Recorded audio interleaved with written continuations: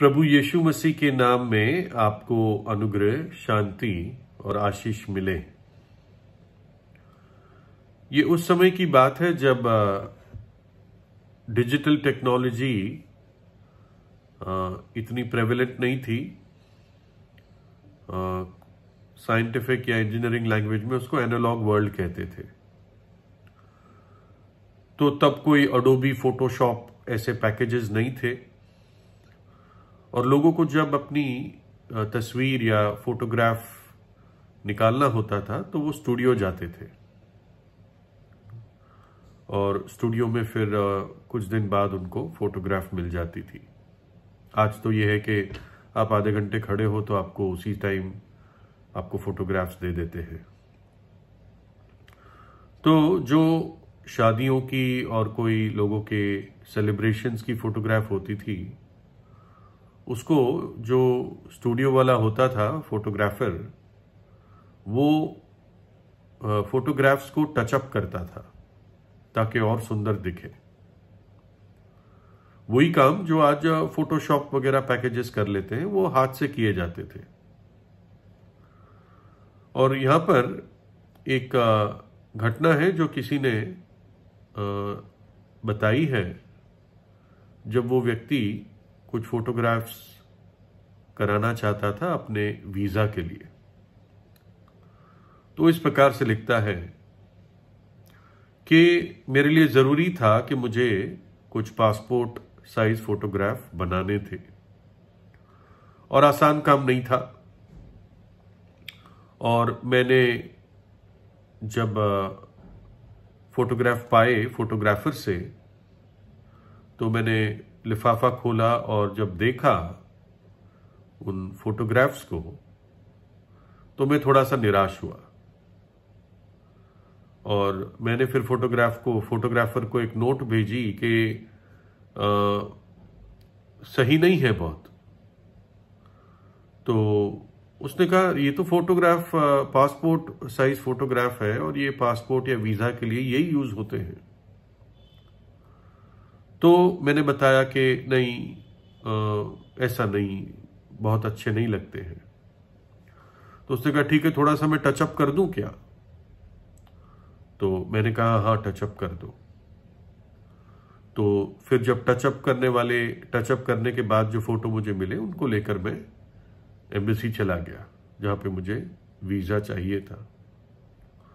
तो जब मैंने टचअप वाले फोटो उनको दिए तो एम्बेसी के ऑफिसर ने कहा नहीं, ये नहीं चलेंगे, ये फोटो जो है वो मतलब तुम्हारे जैसे नहीं दिख रहे हैं, अलग दिख रहे हैं, साफ पता चल रहा है इस पे टचअप हुआ है। और उन्होंने मुझे कहा कि हमें तो तुम्हारे एक्चुअल जैसे आप दिखते हो वैसे ही फोटो चाहिए। और तब फिर मैंने उनको जो मेरे रियल फोटोग्राफ थे वो दिए और वो उन्होंने एक्सेप्ट किए। मैं उनको टचअप फोटो देना चाहता था और वो मेरा वास्तविक जैसा मैं हूं वैसा फोटो चाहते थे। और दोनों को अगर पास में रख दे तो वास्तव में फर्क दिखता था, काफी फर्क दिखता था। और मुझे फिर वही देना पड़ा जो वो चाहते थे, तभी मुझे वीजा मिलता।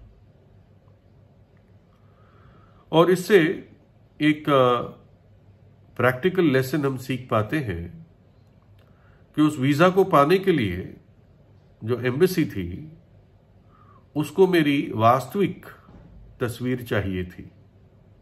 अगर साधारण शब्दों में कहें, जैसा मैं दिखता हूं वैसा ही वो मुझे मेरे फोटोज पाना चाहते थे और उनके रिकॉर्ड में या जो कुछ वीजाज में पासपोर्ट पे लगाते हैं उसमें लगाना चाहते थे।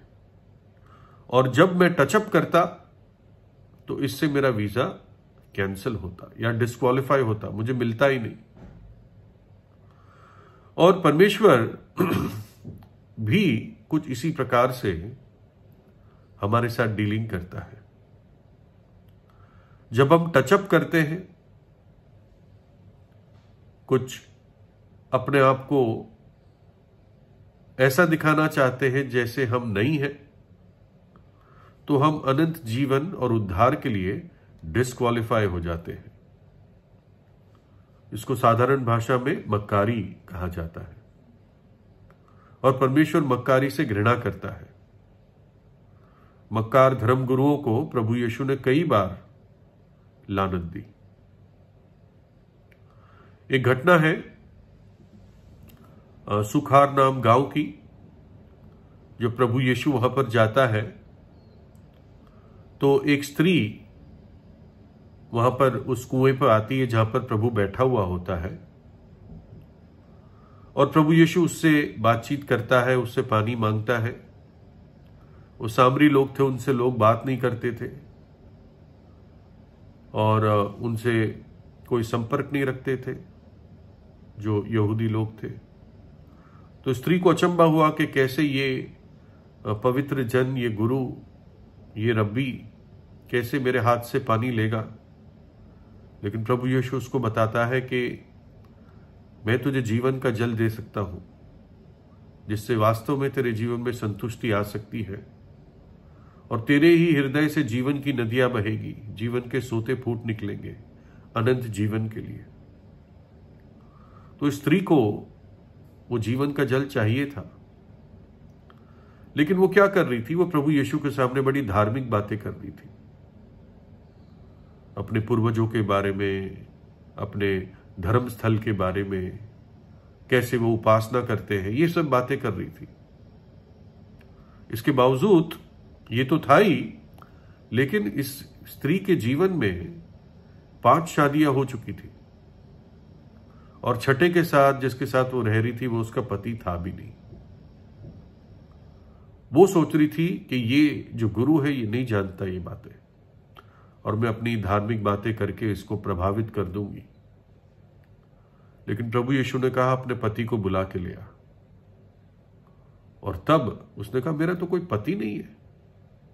तो प्रभु यीशु ने कहा हाँ मैं जानता हूं तेरा पति नहीं है, क्योंकि फिलहाल जिस पुरुष के साथ तू रह रही है वो तेरा पति नहीं है, लेकिन तू 5 पति कर चुकी है ना। यानी इतना टचअप वो कर रही थी अपने व्यक्तित्व पर। उसका जीवन, उसका भूतकाल सही नहीं था, पापमय था, झगड़ालू था, हमें नहीं पता क्या क्या था। लेकिन प्रभु यीशु उसकी सही तस्वीर जानता था और चाहता था कि वो भी सही तस्वीर के साथ उसके सामने आए।